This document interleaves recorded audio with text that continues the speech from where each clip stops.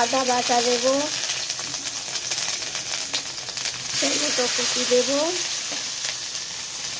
লঙ্কা, হলুদ, নুন, জিরে গুঁড়ো দিলাম।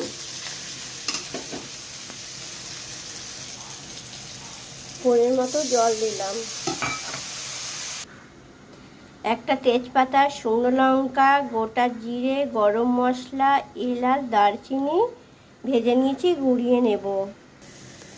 আগে থেকে আলু আর ডিম ভেজে রেখেছিলাম, দিয়ে দিলাম। পরিমাণ মতো জল দিয়ে দিলাম। মশলাটা দিয়ে দিলাম। ডিমের তরকারি রেডি। এইভাবে আপনারা বানাবেন, খেতে খুব ভালো লাগবে। ভিডিওটা ভালো লাগলে লাইক সাবস্ক্রাইব করে দেবেন।